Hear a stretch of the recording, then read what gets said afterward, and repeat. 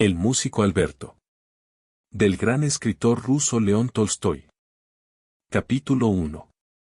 A las 3 de la mañana, 5 jóvenes de apariencia fastuosa entraban en un baile de San Petersburgo, dispuestos a recrearse. Bebíase champaña copiosamente. La mayoría de los invitados eran muy jóvenes y abundaban entre ellos las mujeres jóvenes también y hermosas. El piano y el violín tocaban sin interrupción, una polca tras otra. El baile y el ruido no cesaban, pero los concurrentes parecían aburridos, sin saber por qué era visible que no reinara allí la alegría que en tales fiestas parece debe reinar. Varias veces probaron algunos a reanimarla, pero la alegría fingida es peor aún que el tedio más profundo. Uno de los 5 jóvenes, el más descontento de sí mismo, de los otros de la velada, levantóse con aire contrariado, buscó su sombrero y salió con la intención de marcharse y no volver. La antesala estaba desierta, pero al través de una de las puertas oíanse voces en el salón contiguo. El joven se detuvo y púsose a escuchar. «No se puede entrar, están los invitados», decía una voz de mujer. «Que no se puede pasar, porque allí no entran más que los invitados», dijo otra voz de mujer. «Dejadme pasar, os lo ruego, pues eso no importa», suplicaba una voz débil de hombre. «Yo no puedo dejaros pasar sin el permiso de la señora». «¿A dónde vais?» «Ah». Abrióse la puerta y en el umbral apareció un hombre de aspecto extraño. Al ver salir al joven, la criada cesó de retenerle y el extraño personaje saludó tímidamente, y, tambaleándose en sus corvas piernas, entró en el salón. Era un hombre de mediana estatura, la espalda encorvada y los cabellos largos y en desorden.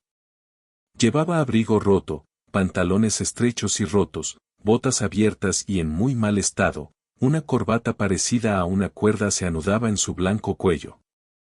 Una camisa sucia le salía por las mangas, sobre las flacas manos. Pero, a pesar de la extraordinaria magrura de su cuerpo, su cara era blanca y fresca, y un ligero carmín coloreaba sus mejillas entre la barba y las patillas negras. Los cabellos en desorden descubrían una frente hermosa y pura. Los ojos sombríos, cansados, miraban fija y humildemente, y al mismo tiempo con gravedad. Esta expresión confundíase de modo agradable con la de sus frescos y arqueados labios, que se percibían bajo el escaso bigote. Dio algunos pasos y se detuvo, volvióse hacia el joven y sonrió. Sonrió con algún esfuerzo, pero cuando esta sonrisa asomó a sus labios, el joven, sin explicarse por qué, sonrió también. «¿Quién es ese hombre?», preguntó en voz baja la criada, cuando el otro hubo desaparecido hacia la sala donde se bailaba. «Es un músico de teatro, un loco», respondió la doncella. «A veces visita a la señora». «¿Dónde te has metido, Deleso?», clamaron en la sala. El joven a quien llamaban Deleso volvió al salón. El músico estaba cerca de la puerta, observando a los que bailaban, y su sonrisa, su mirada y sus movimientos daban una idea exacta del placer que le producía el espectáculo. «Vamos, bailad también», le dijo uno de los jóvenes. El músico saludó y dirigió a la señora una mirada indagatoria.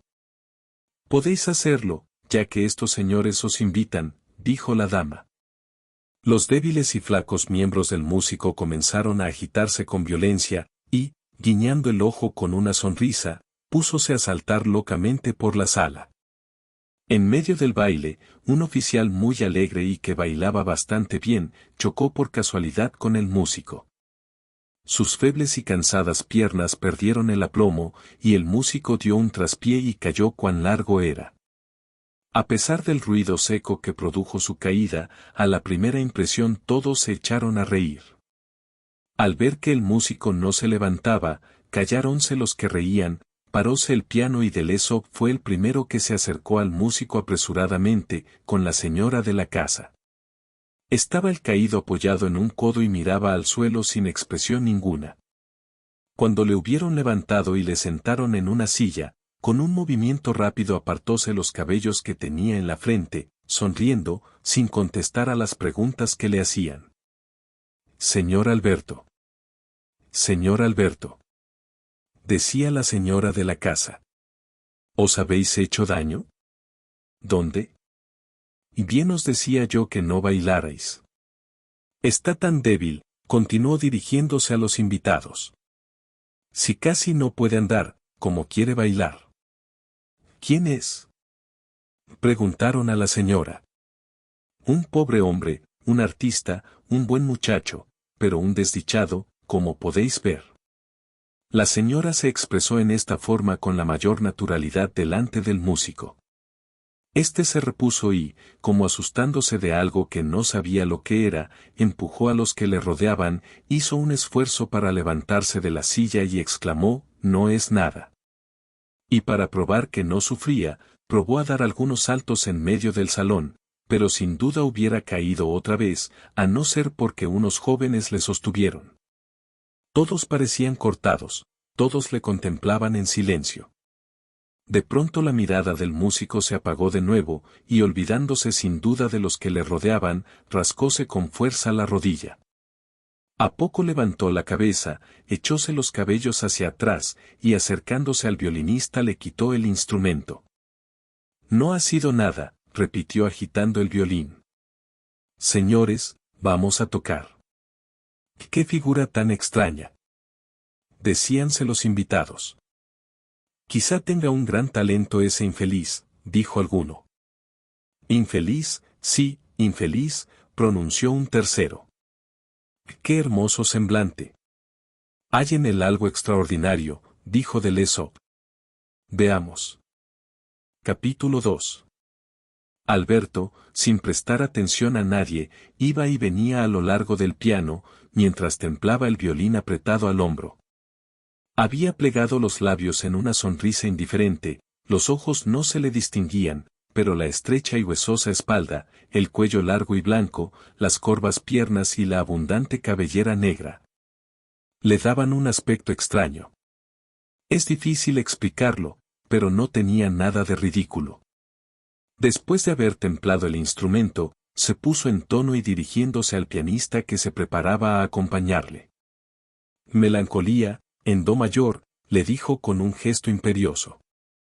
Y como para pedirle perdón por ese gesto, sonrió dulcemente y con esta sonrisa miraba al público en torno. Alisándose los cabellos con la mano en que tenía el arco, Alberto se detuvo en el ángulo del piano, y, con un movimiento lento, hizo resbalar el arco por las cuerdas. Un sonido delicado y puro llenó el salón, el silencio era absoluto. Las notas iban saliendo libres y elegantes. Desde el primer momento una luz clara, tranquila, inesperada, iluminó de súbito el mundo interior de cuantos escuchaban. Ni una sola nota falsa o exagerada turbó el silencio del auditorio. Los sonidos eran puros, armoniosos y graves. Los oyentes seguían en silencio con febril ansiedad el desenvolvimiento del tema. De un estado de fastidio, de diversiones enloquecedoras y de sueños del alma, aquellos hombres veíanse transportados a otro mundo que habían olvidado del todo. En sus almas nacía unas veces el sentimiento de la dulce contemplación del pasado, otras, el recuerdo apasionado de alguna hora feliz, ya el deseo limitado de grandeza y esplendor, ya un sentimiento de sumisión, de amor no satisfecho y de tristeza. Los sonidos, tiernos y lastimeros, rápidos y desesperados, confundíanse libremente, deslizábanse uno tras otro, tan agradables, tan fuertes, tan cautivadores, que ya no se oían, sino que en el alma de cada uno se desbordaba un torrente de poesía, de belleza imaginada hacía mucho tiempo, pero sentida por primera vez. Alberto se exaltaba más y estaba muy lejos ya de parecer feo y grotesco, con el violín apretado a la barbilla, tocaba apasionadamente, agitando nervioso las piernas o enderezándose o encorvando todo el cuerpo.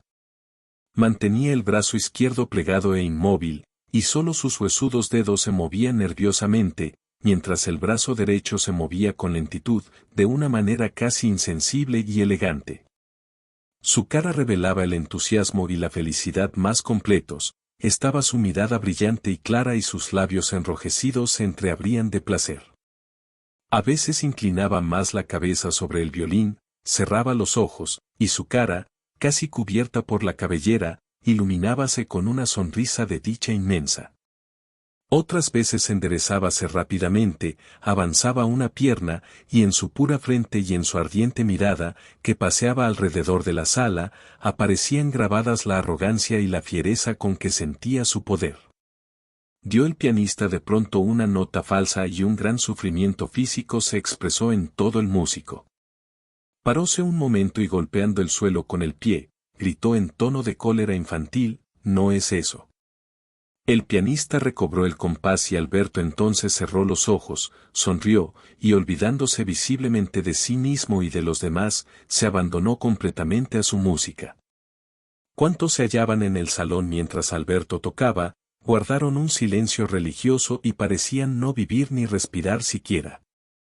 Un alegre oficial estaba sentado en una silla cerca de la ventana, mirando al suelo, inmóvil, y dejaba escapar de una vez en vez profundos suspiros.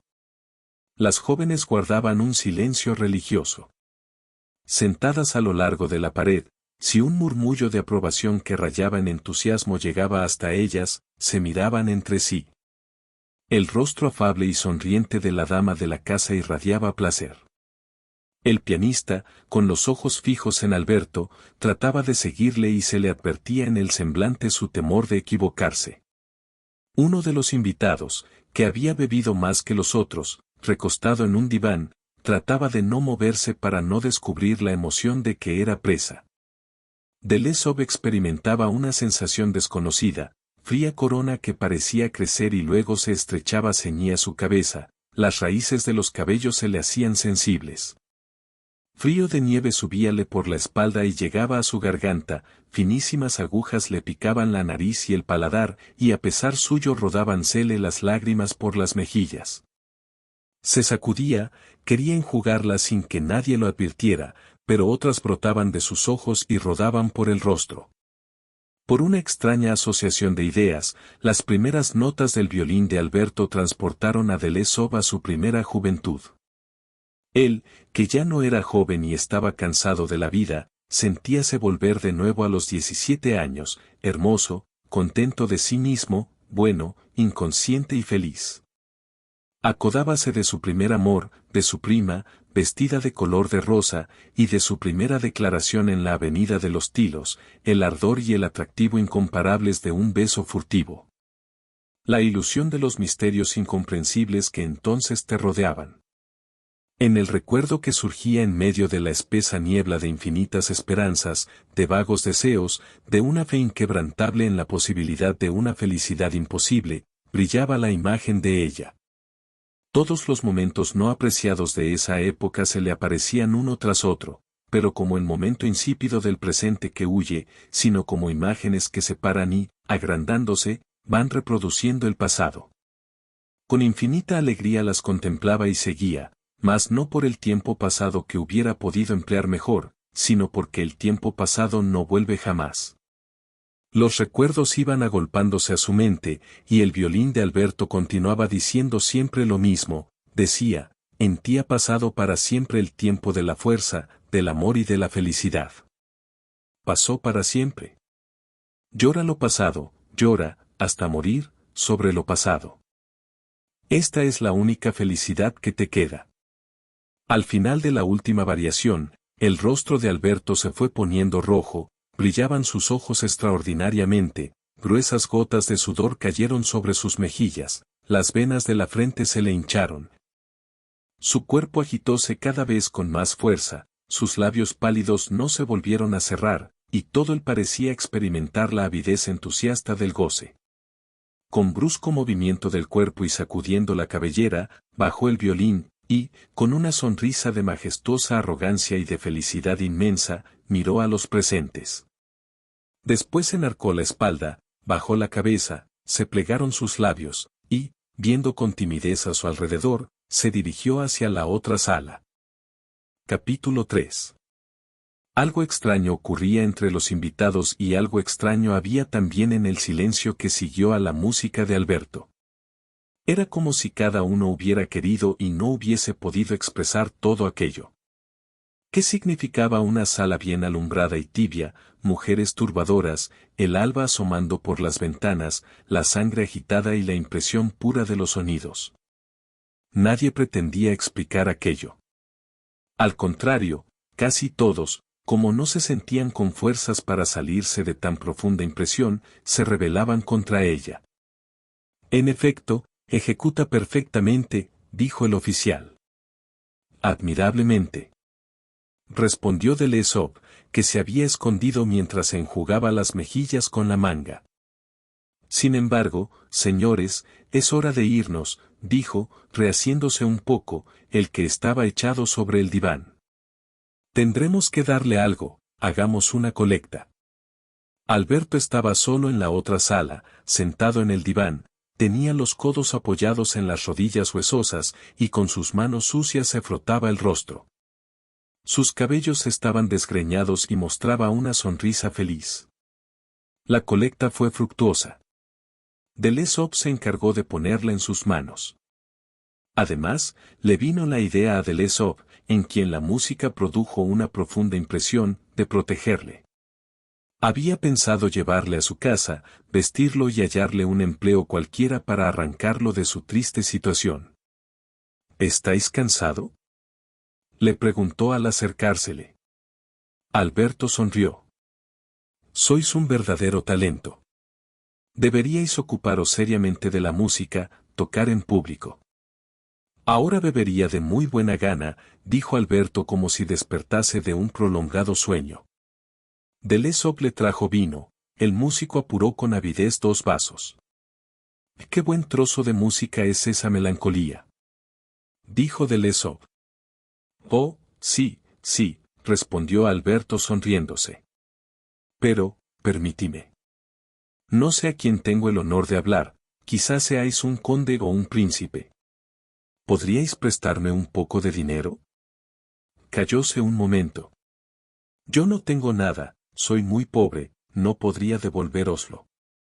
De Lesop se sonrojó, apresurándose a entregar al músico el dinero recogido. «Muchísimas gracias», dijo Alberto cogiendo el dinero. «Y ahora, si os place, vamos a tocar música, yo tocaré tanto como queráis, pero os agradecería que me dieras algo de beber», dijo levantándose. De Lesop le trajo otra vez vino y le instó para que se sentara a su lado. «Me dispensaréis si os hablo con franqueza», dijo de Lesop. «Vuestro talento me ha interesado tanto. Me parece que estáis en una situación muy difícil». Alberto miraba, ya a de Lesop, ya a la señora de la casa, que acababa de entrar en la estancia. «Permitidme que os ofrezca el auxilio de mi amistad», continuó de Lesop. «Si necesitáis alguna cosa, me causaréis una verdadera satisfacción si provisionalmente os instaláis en mi casa, yo vivo solo y podría seros muy útil». Alberto sonrió sin responder. «¿Por qué no le dais las gracias?», dijo la señora interviniendo. «Es un beneficio para vos». «Por más que no os lo aconsejaría», dijo dirigiéndose a de Lesop con un movimiento de cabeza que expresaba negación. «Os lo agradezco mucho», dijo Alberto, estrechando entre sus húmedas manos las de Lesop, «mas ahora os ruego que vayamos a tocar música». Los invitados estaban ya dispuestos a retirarse y, a pesar de las palabras de Alberto, fueron saliendo todos del salón. Alberto se despidió de la señora, tomó su sombrero ya muy usado, de anchas alas, un casacón viejo de verano, su único abrigo, y fue bajando con de Lesop la escalinata. Cuando de Lesop se hubo sentado en el coche al lado de su nuevo amigo, y sintió el olor repugnante de vino y de sudor que despedía el músico, empezó a lamentar el acto que había llevado a cabo, reprochándose la infantil ternura de su corazón y su falta de conocimiento. Por otra parte, la conversación de Alberto era tan vulgar y tan falta de sentido, y el aire libre había puesto tan de relieve su borrachera, que de Lesop empezó a sentir aprensión. «¿Qué haré con él?», pensó. Al cabo de un cuarto de hora Alberto se reclinó, el sombrero rodó a sus pies y, acomodado en un rincón del coche, empezó a roncar. Las ruedas rechinaban con regularidad sobre la nieve, la luz de la aurora penetraba débilmente por los cristales del carruaje. Delesov contemplaba a su vecino. Este, envuelto en la capa, yacía cerca de él. Parecíale a Delesov que una cabeza alargada, con una gran nariz negra, se balanceaba sobre el cuerpo del músico, pero, mirándolo más de cerca, vio que lo que tomaba por la nariz y la cara eran los cabellos. Y que su rostro estaba más abajo. Entonces la hermosura de la frente y de la boca cerrada de Alberto le impresionaron de nuevo. Bajo la influencia del cansancio, de los nervios, de la hora avanzada y de la música que había oído, Delesov, mirándole el rostro, se transportó de nuevo al mundo feliz entrevisto unas horas antes. Otra vez recordó el tiempo feliz de su juventud y ya no se arrepentía de su acción. En aquel momento quería a Alberto con sinceridad y con vehemencia, y se prometía firmemente hacer por él cuanto le fuera posible. Capítulo 4. A la mañana siguiente, cuando Delesov se despertó para ir al servicio, vio con extrañeza en torno suyo el biombo, su viejo criado, y el reloj sobre la mesa. ¿No es acaso todo lo que quiero tener a mi lado?, preguntóse. Entonces se acordó de los negros ojos y de la sonrisa del músico, y del motivo de la melancolía, y toda la extraña noche de la víspera pasó por su imaginación. Sin embargo, no tuvo tiempo de preguntarse si tenía o no razón para albergar al músico en su casa. Mientras se arreglaba hizo mentalmente el reparto del día, tomó papel, dispuso lo necesario para la casa, y apresuradamente se calzó las botas y se envolvió en la capa. Al pasar por delante del comedor miró hacia adentro, Alberto, con la cara escondida entre los almohadones en desorden, con una camisa sucia y rota. Dormía pesado sueño sobre el diván de tafilete donde le instalaron la noche anterior sin conocimiento. Hay algo que no va bien, pensó involuntariamente Delesov. Haz el favor de ir de parte mía a casa de Borazovsky y pídele el violín por 2 días. Para dijo al criado. Cuando despierte le haces tomar café y le das alguna ropa mía. Te ruego que en todo le satisfagas. Cuando Delesov llegó por la noche a su casa, le sorprendió no encontrar a Alberto. ¿A dónde ha ido?, preguntó al criado. Se fue después de comer, respondió cogió el violín y se fue prometiendo volver al cabo de 1 hora, y aún no ha vuelto. Eso sí que me molesta, exclamó Delesov. ¿Por qué le has dejado salir, Sakar? Sakar era un criado petersburgués que servía a Delesov hacía 8 años. Como soltero que vive solo, le confiaba, sin querer, sus intenciones, y le gustaba saber su opinión en todos sus asuntos. ¿Cómo queríais que me hubiese atrevido a no dejarle salir?, respondió Sakar, mientras jugaba con su gorro. Si me hubieseis dicho que le retuviese, yo habría podido entretenerlo en casa, pero me hablasteis tan solo del vestido. ¿Cuánto me contraría? ¿Qué hizo mientras yo estuve fuera? Sakar sonrió. Se puede decir que es un verdadero artista. Tan pronto como despertó, pidió vino madera. Después estuvo jugando un buen rato con la cocinera y el criado del vecino, es muy bromista. Sin embargo, tiene buen carácter. Le llevé el té y la comida, pero no quiso comer nada, empeñado en invitarme siempre. Qué bien sabe tocar el violín. Estoy seguro de que un artista así no se encuentra ni en casa de Igler. A un artista así sí vale la pena sostenerlo. Cuando tocó, Boguemos río abajo en el Volga paternal, parecería que un hombre llorara. Hermosísimo. Todos los criados de la casa entraron en la sala para escucharle. Bueno, ¿le diste ropa?, interrogó el amo. Sin duda, te he dado una de vuestras camisas de noche y mi abrigo. Se debe ayudar a un hombre así, es verdaderamente un buen muchacho. Sakar se sonrió. Me ha estado preguntando el grado que tenéis, si tenías altas e importantes amistades, y el número de vuestros himos. Está bien, Ahora habrá que buscarle, y de aquí en adelante no darle nunca de beber, si no, se pondrá peor aún. Es verdad, interrumpió Sakar, es evidente que su salud está muy quebrantada. En casa de los amos, había un empleado que siempre estaba así. Delesov, que hacía tiempo conocía la historia del empleado, un borracho inveterado, no le dejó concluir, y le ordenó prepararlo todo para la noche, e ir en busca de Alberto y traérselo. Se metió en cama, apagó la bujía, pero no pudo dormir pensando siempre en Alberto. Aunque esto les parezca extraño a muchos de mis amigos, pensaba Delesov, es tan raro el poder hacer alguna acción desinteresada, que hay que dar las gracias a Dios cuando este caso se presenta, yo no dejaré de hacerlo. Haré todo, absolutamente todo lo que pueda para ayudarle. Quizá no esté loco y sea su extravío el efecto simplemente de la bebida. No me costará caro, porque donde come uno comen dos. Por ahora que viva conmigo, después ya le encontraremos empleo para sacarle del banco de arena en que está encallado, más tarde ya veremos. Una agradable satisfacción de sí mismo le embargó después de estas reflexiones. Verdaderamente no soy del todo malo, no, al contrario, soy muy bueno en comparación con los demás, pensó. Estaba casi dormido cuando le distrajo el ruido de la puerta que se abría y de unos pasos en la antesala. Tendré que ser más severo con él, debo hacerlo y será mucho mejor, se dijo. Apoyó el dedo en el timbre y llamó. ¿Qué le has traído? Le preguntó a Sakar, que entraba. Ese hombre está en estado lastimoso, dijo Sakar moviendo la cabeza con solemnidad y cerrando los ojos. ¿Qué? Está ebrio.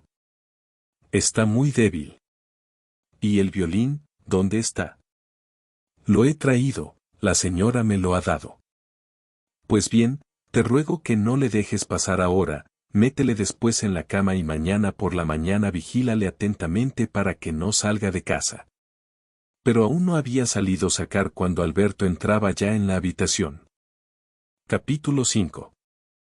¿Ya queríais dormiros? Dijo Alberto sonriendo. Estuve en casa de Ana Ivanovna, he pasado una velada agradable. Se tocó música, hubo para reírse, la reunión fue deliciosa. Permíteme que beba un poco, añadió cogiendo el jarro de agua que estaba encima de la mesa, pero no es agua lo que deseo. Alberto estaba como la víspera, la misma encantadora sonrisa en los labios, la frente despejada y los miembros débiles.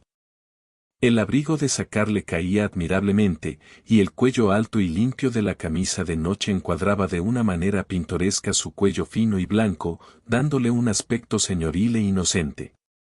Sentóse en la cama de Delesov y le miró en silencio con una sonrisa grata y alegre. Delesov examinaba los ojos de Alberto, sintiéndose de nuevo atraído por el encanto de su sonrisa, olvidó el deseo de ser severo con él, y quiso, al contrario, distraerse, oír al músico y estar hablando amigablemente con él, aún hasta el amanecer.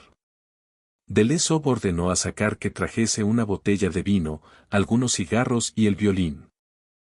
Ah, de perlas, dijo Alberto. Aún es temprano, podemos tocar cuanto queráis.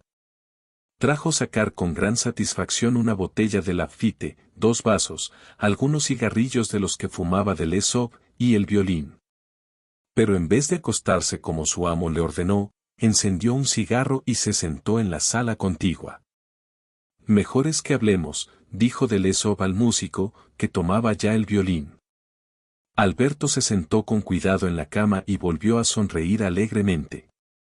Oh, sí, dijo, dándose una palmada en la frente y tomando una expresión curiosa e inquieta, pues en la expresión de su cara se leía siempre lo que pensaba. Permíteme que os pregunte, detúvose un momento. Este caballero que estaba con vos ayer noche, al que llamabais N, ¿no es el hijo del célebre N? Su propio hijo, respondió Delesov no comprendiendo lo que eso pudiera interesar a Alberto. Eso es, dijo sonriéndose con satisfacción. Le reconocí al momento en sus modales particularmente aristócratas. Me gusta mucho la aristocracia, porque hay en ella elegancia y belleza. ¿Y aquel oficial que bailaba tan bien? Preguntó, también me gustó mucho, parecía tan noble, tan alegre. Es el ayudante del campo NN. ¿Cuál?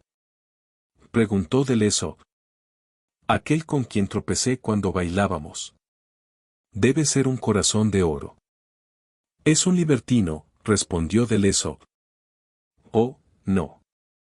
Replicó calurosamente Alberto.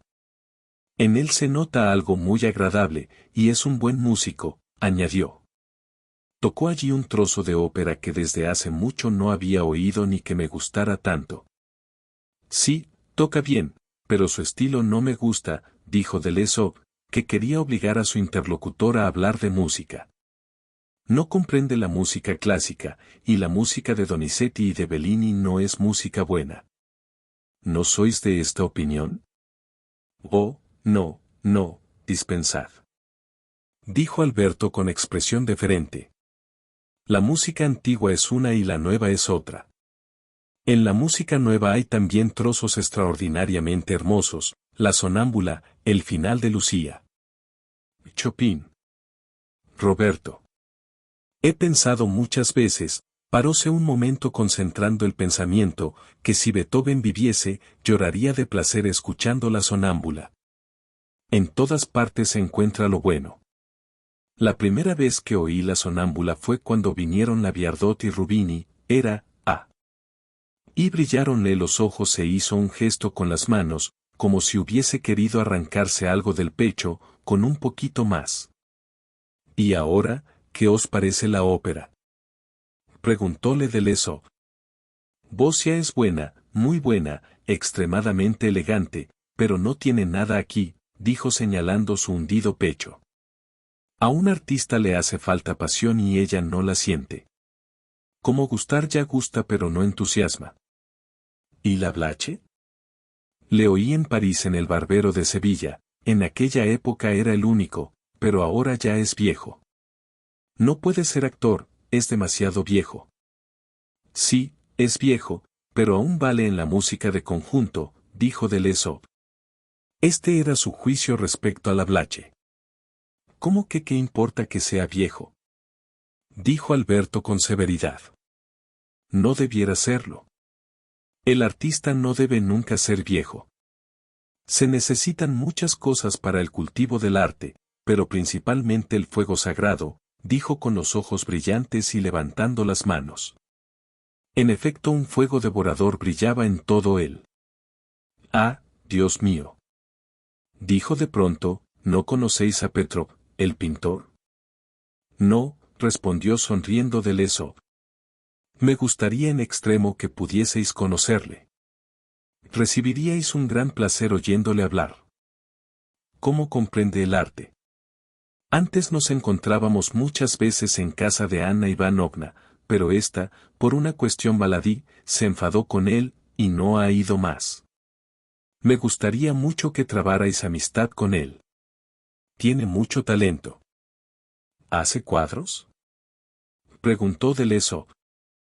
No sé, creo que no, pero ha salido de la academia. ¿Qué ideas tiene? Cuando habla, es sorprendente a veces lo que dice. Petrov es un gran talento, pero lleva una vida muy agitada, muy alegre, es lástima, añadió Alberto sonriendo, y cogiendo el violín se puso a templarlo. ¿Hace mucho tiempo que salisteis de la ópera? Preguntó Delezov. Alberto le miró y suspiró profundamente. Ya ni me acuerdo, dijo soltando el violín y cogiéndose la cabeza entre las manos, después sentóse de nuevo al lado de Delezov. Os diré. No puedo tocar allí, porque no tengo nada. Ni ropa, ni albergue, ni violín. Mala vida, mala vida. ¿Para qué allí, para qué? No hay necesidad. Ah. Don Juan. Dijo golpeándose la cabeza. Iremos un día juntos, dijo Delezov. Alberto cogió sin contestar el violín y empezó a tocar el final del primer acto de Don Juan explicando al mismo tiempo el argumento de la ópera. A Delesop se le erizaron los cabellos cuando tocó el trozo del comendador agonizante.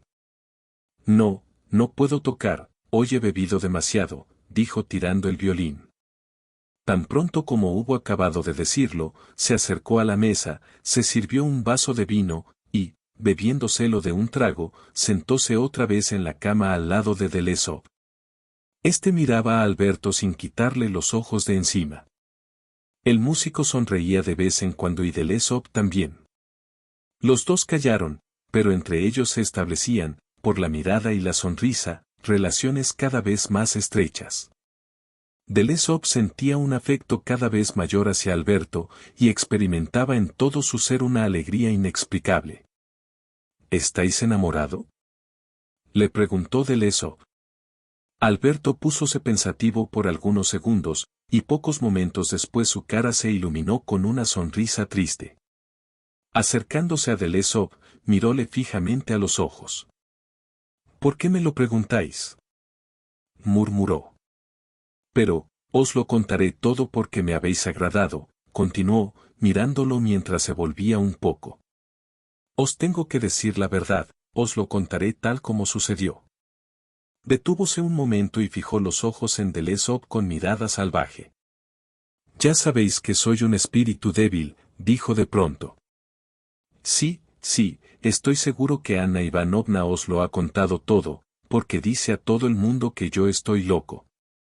No es verdad, lo dice de broma, es una buena mujer, pero es cierto que hace algún tiempo no me encuentro muy bien. Alberto callóse de bueno, sus ojos fijos y muy abiertos miraban hacia la puerta oscura. ¿Me habéis preguntado si amaba? Sí, he amado. Hace mucho tiempo, cuando aún estaba empleado en el teatro. Era segundo violín en la ópera y ella venía al palco proscenio de la izquierda. Alberto se levantó e inclinándose al oído de Delesop, dijo, ¿para qué nombrarla? Si duda la conocéis, todos la conocen.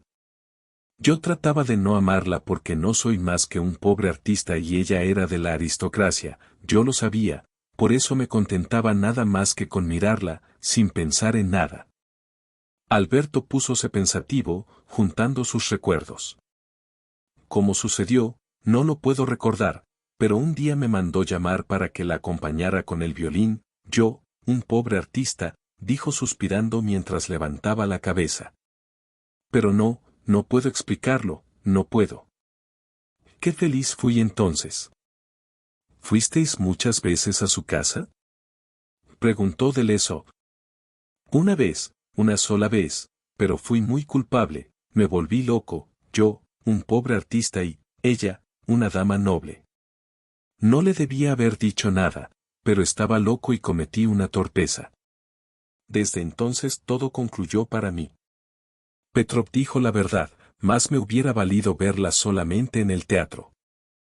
¿Qué hicisteis entonces?, preguntó Delesop. Ah, esperad, esperad. Eso no puedo explicarlo, y ocultando el rostro entre las manos, callóse un momento.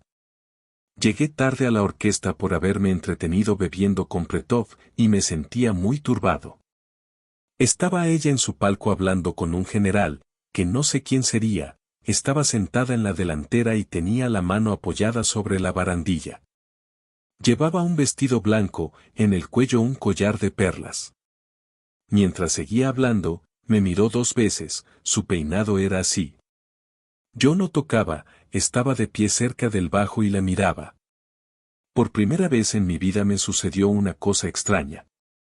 Estaba hablando con el general y me miraba, comprendí que hablaba de mí, y de pronto me di cuenta de que no estaba en la orquesta, que estaba en su palco y que tenía sus manos entre las mías. ¿Qué era aquello?, exclamó Alberto, y calló. Vehemencias de la imaginación, dijo Delesop. Pero no puedo explicarlo, respondió Alberto crispándose todo.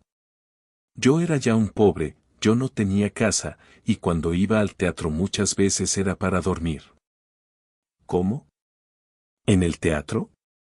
¿En la sala de espectáculos, vacía, oscura? Oh, yo no tengo miedo de esas tonterías. Esperad. Tan pronto como todos se habían marchado, iba al palco donde ella se sentaba y me dormía allí. Esta era mi única alegría. ¿Qué noches he pasado en ese lugar? Una sola vez gocé de veras una noche parecida. Durante el sueño veía tantas cosas, pero no puedo explicároslo todo. Alberto bajó la cabeza y miró a Delesov y preguntó otra vez. ¿Qué era aquello? Es muy extraño, exclamó Delesov. No, esperad, oídme, y acercándose a Delesov empezó a hablarle en voz baja. Yo besaba su mano y lloraba a los pies de ella. Después le estuve hablando un buen rato, sintiendo el suave olor de perfumes, y el timbre de su voz, luego cogí el violín y me puse a tocar con suavidad y, según creo, admirablemente. Nunca he tenido miedo de las tonterías que cree el vulgo, porque no creo en ellas, pero aquella noche pasó algo, dijo con extraña sonrisa y poniéndose las manos en la cabeza. Estaba asustado por mi pobre espíritu, porque me parecía que pasaba algo en mi cabeza. Quizá no fuese nada, ¿cuál es vuestro parecer? Quedáronse ambos silenciosos durante algunos minutos. Aunque las nubes cubran el cielo, el sol brilla siempre claro, cantó Alberto sonriendo dulcemente. ¿No es verdad? También yo he vivido y he gozado. Qué bien interpretaba todo eso Petrov. Delesov estaba silencioso, mirando con espanto el pálido y emocionado semblante de su interlocutor. Capítulo 6. Sakar acercóse de nuevo al comedor. Delesov oyó la voz dulce de su criado y la voz débil y suplicante de Alberto. ¿Qué hay? Preguntó Delesov a Sakar.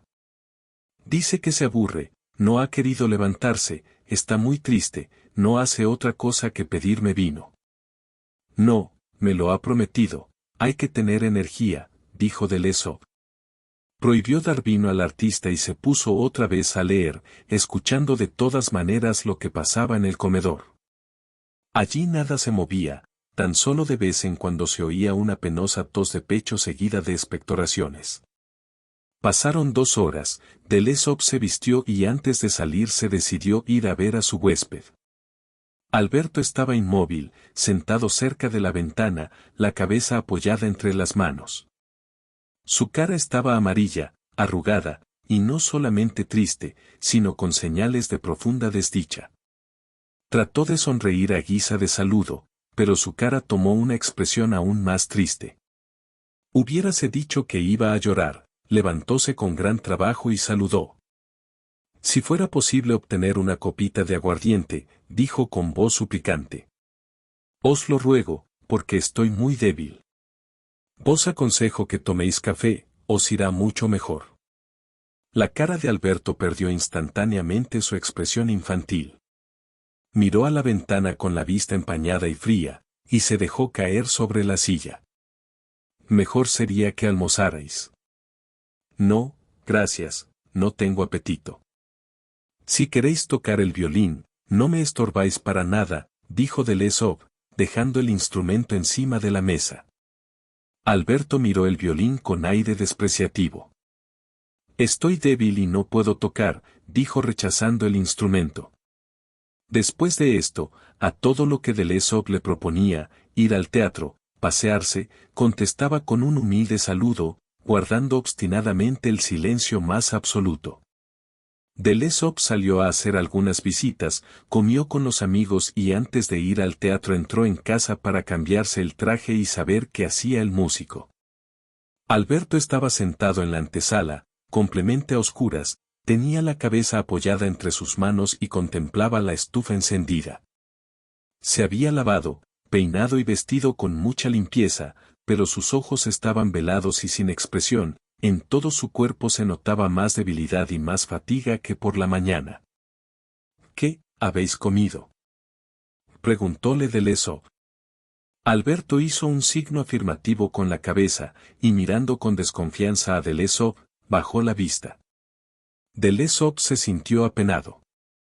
Hoy he visto al director, al cual he hablado de vos, dijo Delesov desviando la mirada. Tendrá mucha satisfacción en volver a veros. Si permitieseis que él os oyese. Muchas gracias, no puedo tocar, pronunció entre dientes Alberto y pasó a su habitación cerrando la puerta tras sí. Algunos momentos después volvió a salir de la habitación con el violín, dio una rápida y agresiva mirada a Delesov, dejó el violín sobre una silla y desapareció nuevamente.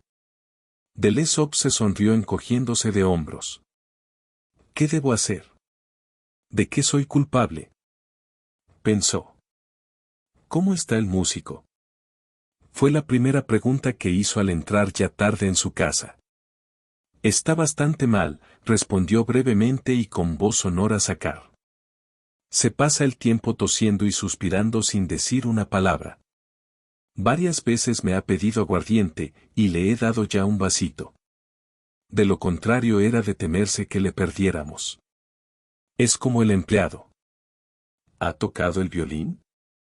Ni siquiera lo ha mirado, 2 veces se lo llevé y cogiéndolo con cuidado me lo ha devuelto siempre, respondió Sakar sonriendo. ¿No ordenáis que se le dé de beber? No, esperemos un día y veremos lo que pasa. ¿Qué hace ahora? Está encerrado en el salón. Delesov pasó a su despacho y tomó algunos libros en francés y el Evangelio en alemán. Mañana ponle estos libros en su cuarto, y cuidado con dejarle salir, le dijo a Sakar. A la mañana siguiente, Sakar informó de que el músico no había dormido en toda la noche, y que había tratado de abrir las puertas, pero que gracias a sus cuidados estaban bien cerradas. Díjole además que, haciéndose el dormido, había oído a Alberto hablar bajo, agitando con fuerza las manos. Alberto volvióse de día en día más sombrío y más silencioso. Parecía como si le inspirase miedo Delesov, y cada vez que sus miradas se encontraban, se advertía en su rostro una sensación inusitada de espanto. No tocó ni los libros ni el violín, y guardaba el silencio más absoluto cuando se le preguntaba algo.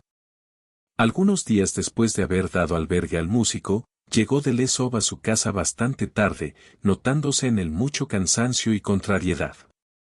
Durante todo el día había estado haciendo gestiones para cierto negocio que le pareció muy fácil y, como pasa casi siempre, a pesar de todo su cuidado, no había obtenido lo que deseaba. Además, en el club había perdido algo y estaba de muy mal humor. Que Dios le proteja. Respondió a Sakar, el cual le explicaba la triste situación de Alberto.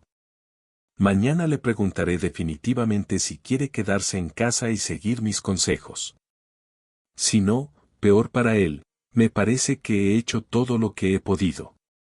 La palabra, todos, se refería a los hombres en general y en particular a aquellos con quienes había hablado por la mañana. ¿Qué será de él ahora?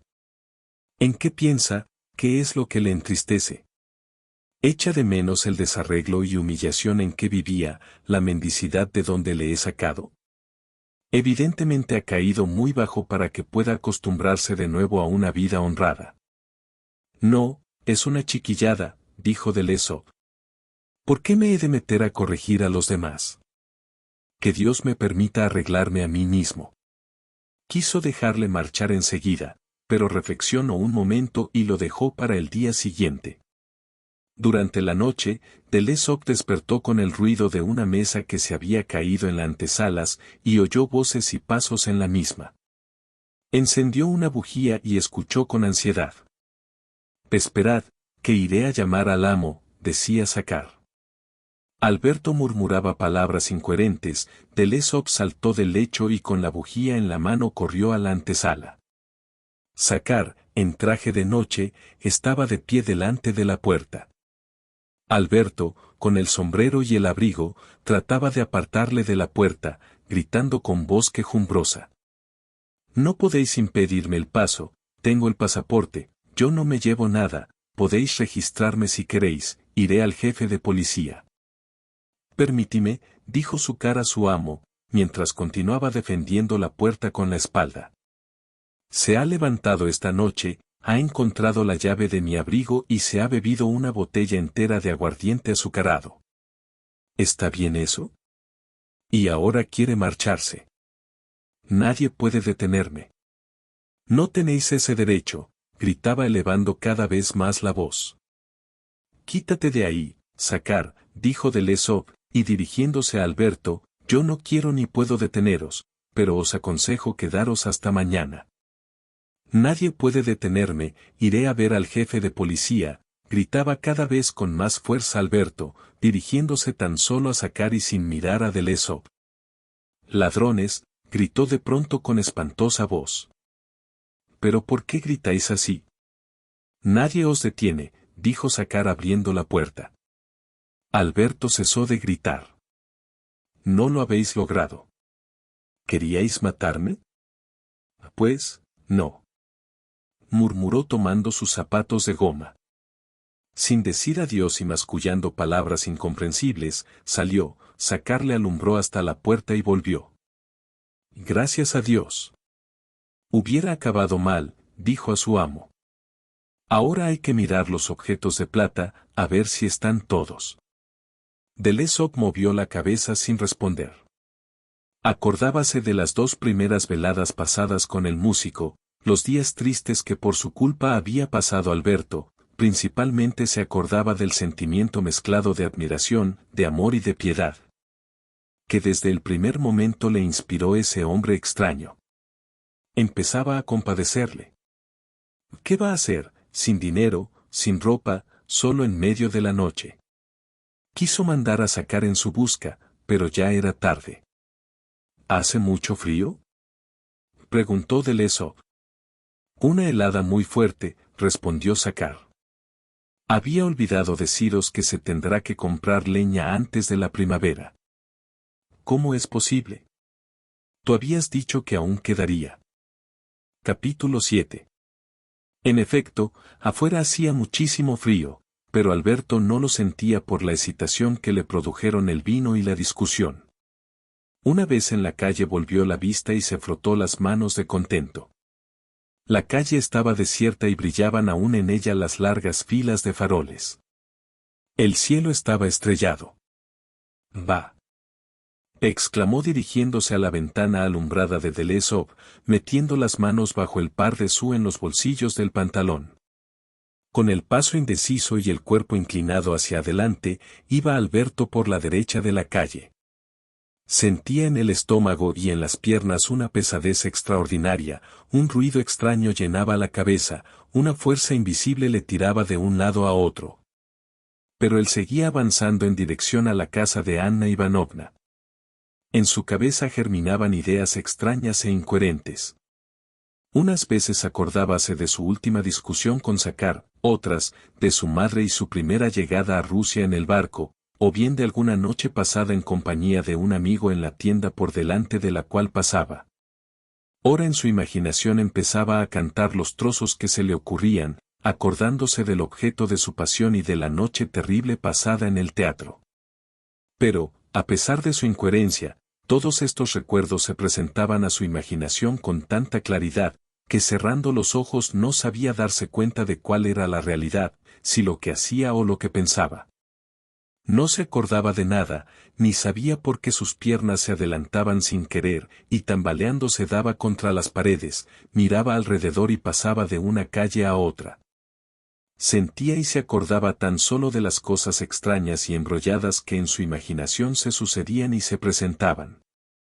Al pasar cerca de la pequeña Morazkaya, Alberto tropezó y cayó, y, como despertado por un momento, vióse delante de un magnífico edificio. En el cielo no se veían ni estrellas ni luz, tampoco había luz en la tierra, pero todos los objetos distinguíanse claramente. En las ventanas del edificio que se levantaba al final de la calle, brillaban algunas luces, que oscilaban como débiles reflejos. El edificio se iba acercando cada vez más donde estaba Alberto, destacándose más netamente, pero las luces desaparecieron al penetrar Alberto por sus anchas puertas. El interior era sombrío, los pasos resonaban sonoros bajo la bóveda, y, al acercarse, las sombras se desligaban y huían. ¿Por qué he venido aquí?, pensó Alberto, pero una fuerza invisible le empujaba adelante hacia el fondo de una inmensa sala. Allí había un estrado alrededor del cual había mucha gente en silencio. ¿Quién hablará?, preguntó Alberto. Nadie respondió, pero le designaron el estrado. Sobre el mismo estaba ya un hombre alto, delgado con los cabellos erizados y en traje de casa. Alberto conoció enseguida en él a su amigo Petrov. «Qué extraño es que esté aquí», pensó Alberto. «No, hermanos míos», decía Petrov señalándome a mí, «no habéis comprendido a un hombre que vivía entre vosotros, no lo habéis comprendido. No era un artista cualquiera, ni un tocador mecánico, ni un loco, ni un hombre perdido, era un genio, un gran genio musical despreciado por todos nosotros». Alberto comprendió al momento de quién hablaba su amigo, pero por no molestarle, por modestia, bajó la cabeza. En él, ese fuego sagrado de que todos nos servimos, lo ha consumido todo como una simple paja. Pero él ha cumplido cuanto Dios puso en él, y por eso debemos llamarle un gran hombre.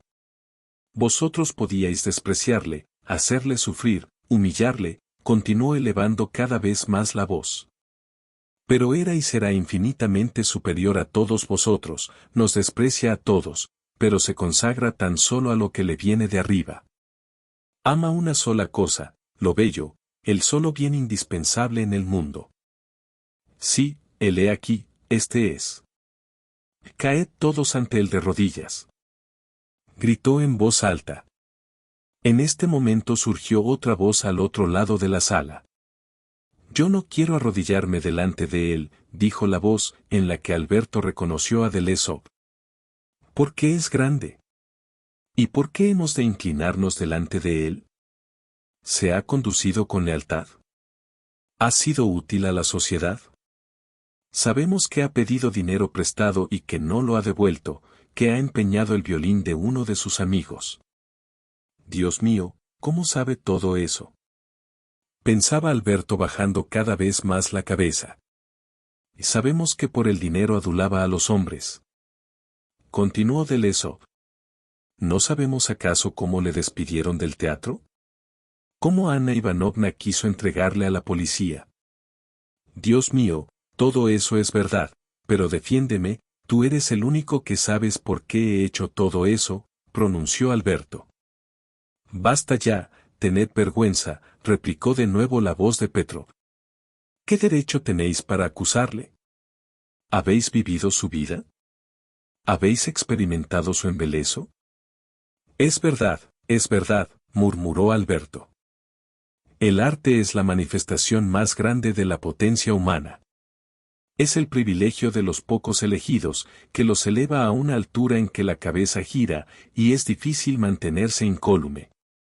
En el arte, como en todas las luchas, hay héroes, que se dan enteros al servicio, y se pierden antes de alcanzar la meta.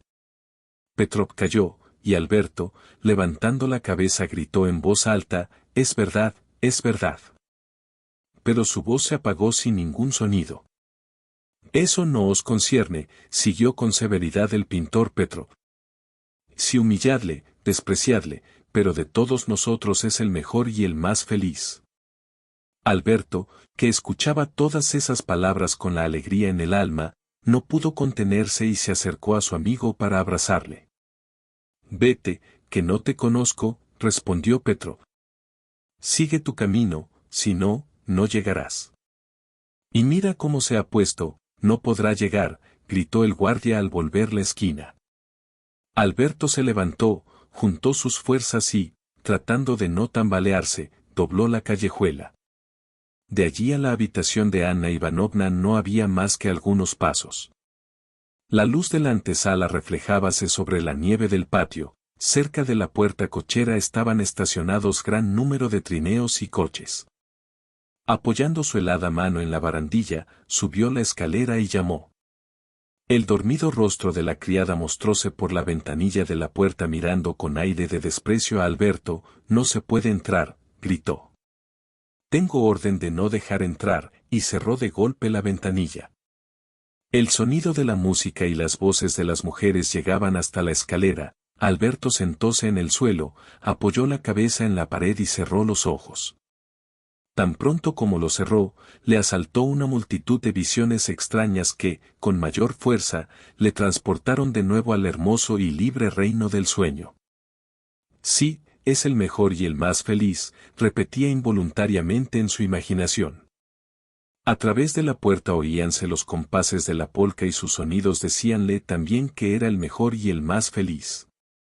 De la cercana iglesia oíase el continuo repique de campanas las cuales repetían, sí, es el mejor y el más feliz. Iré otra vez a la sala, pensó Alberto, Petrov debe estar hablando todavía. En la sala ya no había nada, y en vez de Petrov, estaba Alberto subido en el estrado, tocando con el violín todo lo que antes decía la voz. Pero el violín era muy raro, era todo de cristal. Lo tenía que coger con las dos manos y apretarlo con fuerza contra el pecho para que tocara. Los sonidos eran tan dulces y agradables, que Alberto no había oído nunca nada que lo igualase, mientras más apretaba el violín contra su pecho, los sonidos eran más encantadores, dulces y rápidos. Y se iluminaban las paredes de una luz transparente. Tenía que tocar con mucho tacto para no romper el violín. Alberto tocaba en el instrumento de cristal, con gran maestría, trozos que él oía bien, pero que nadie oiría jamás. Ya empezaba a cansarse cuando le distrajo un sordo y lejano ruido, era el de una campana que pronunciaba estas palabras, sí, decía con un agudo y lejano repiqueteo, os parece un miserable, le despreciáis. Pero es el mejor y el más feliz. Nadie tocará jamás ese instrumento. Estas palabras, no conocidas ni oídas le parecieron de pronto tan inteligibles, tan nuevas y tan justas, que cesó de tocar, y esforzándose para no hacer ruido, levantó las manos y elevó los ojos al cielo. Sentíase en aquellos momentos hermoso y feliz. La sala estaba vacía, y, sin embargo, Alberto levantaba con arrogancia la cabeza, irguiéndose en el estrado para que todos pudiesen verle. De pronto una mano le tocó ligeramente en la espalda, volvióse, y en la media luz que reinaba distinguió a una mujer. Esta le miró tristemente y movió la cabeza, él comprendió enseguida que lo que hacía no estaba bien y le dio vergüenza. ¿Qué queréis?, le preguntó. La desconocida le miró un instante con fijeza y movió de nuevo la cabeza. Era, sin duda alguna, su amada, su vestido era el mismo, un hilo de perlas rodeaba su blanquísimo cuello, y llevaba los brazos desnudos hasta el codo. Aquella mujer le cogió la mano y le condujo fuera de la sala. La salida es por el otro lado, dijo Alberto. La mujer no contestó y con la sonrisa en los labios le llevó fuera de la sala. Al llegar al umbral, Alberto vio el agua y la luna, pero el agua no estaba abajo como es lo natural ni la luna en el cielo, sino que la luna y el agua estaban arriba, abajo y por todas partes. Alberto lanzóse con ella hacia la luna y hacia el agua y comprendió que podía besar y abrazar a la que más amaba en el mundo. Mientras la besaba sentía en todo su ser una felicidad sin límites. ¿No es un sueño?, se pregunta. Pero no, era la realidad, más que la realidad, era la realidad y el recuerdo. Presentía que la felicidad inapreciable que gozaba en aquellos instantes, pasaría para no hallarla nunca más. ¿Por quién, pues, lloro?, le preguntó. Ella le miraba triste y silenciosamente. Alberto comprendió lo que aquello quería decir. ¿Pero cómo puede ser si aún estoy vivo?, pronunció. La mujer, sin responderle e inmóvil, miraba hacia adelante. Esto es horrible. ¿Cómo decirle que estoy vivo?, pensó con horror. Dios mío, ¿estoy vivo, comprendéis?, murmuró.